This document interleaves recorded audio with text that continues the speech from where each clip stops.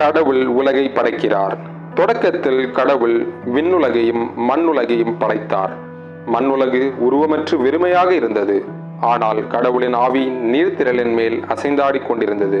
அதுவே முதல் நாள். முதல் நாள் கடவுள் ஒளி தோன்றுக என்றார். உடனே ஒளி தோன்றிற்று. கடவுள் ஒளியை நல்லது எனக் கண்டார். கடவுள் ஒளியை இருளினின்று பிரித்தார். அவர் ஒளியை பகல் என்றும் இருளை இரவு என்றும் அழைத்தார். இரண்டாம் நாள் கடவுள் மேலே மேகங்கள் சூழ்க, அவற்றினின்று மண்ணுலகில் மழை பொழிக என்றார். கடவுள் வானத்தை விண்ணுலகம் என்று அழைத்தார். இரண்டாம் நாள் ஆயிற்று. கடவுள் நீர்த்திரள் ஒன்று சேரட்டும், அதன் மூலம் உலர்ந்த தரை தெரியட்டும் என்றார். உலர்ந்த தரையை நிலம் என்று அழைத்தார். ஒன்று திரண்ட நீரை கடல் என்று அழைத்தார். நிலமும் கடலும் நல்லவை என கண்டார் கடவுள். நிலம் அனைத்து வகை செடி கொடிகளையும் மரங்களையும் உருவாக்கட்டும் என்று கடவுள் சொன்னார். மரம் செடி கொடிகள் முளைத்து பச்சை பசேரென வளர்ந்தன. கடவுள் அதை நல்லதென கண்டார். அது மூன்றாம் நாள்.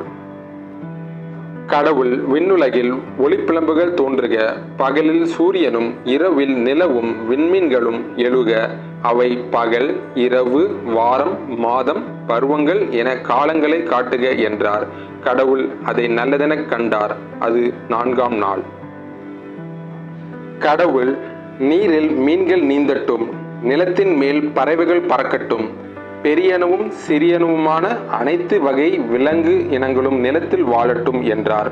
அது போலவே நடந்தது. கடவுள் அதை நல்லதெனக் கண்டார். அது ஐந்தாம் நாள். கடவுள் நாம் மானிடரை நம் உருவிலும் நம் சாயலிலும் உண்டாக்குவோம், நிலத்தையும் அனைத்து மீன்களையும் பறவைகளையும் விலங்குகளையும் மரம் செடி கொடிகளையும் மனிதர்களுக்கு உரிமையாக்குவோம் என்றார். கடவுள் மானிடரை தம் உருவில் படைத்தார். ஆணும் பெண்ணுமாக அவர்களை படைத்தார். கடவுள் அவர்களுக்கு ஆசி வழங்கி பலுகி பெருகி பலன் கொடுங்கள், மண்ணுலகை உங்களுக்கு உரிமையாக்குகிறேன்.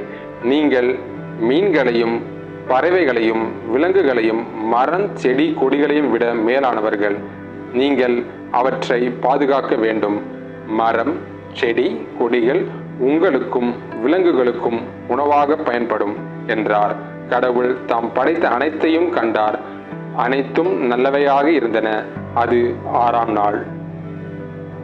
விண்ணுலகம் மண்ணுலகம் கடல் அனைத்தையும் உயிரினங்கள் யாவற்றையும் 6 நாள்களில் கடவுள் படைத்தார். 7ஆம் நாள் அவர் ஓய்வெடுத்தார். எனவே 7ஆம் நாள் மனிதருக்கு ஆசி நிறைந்த புனித நாளாகும்.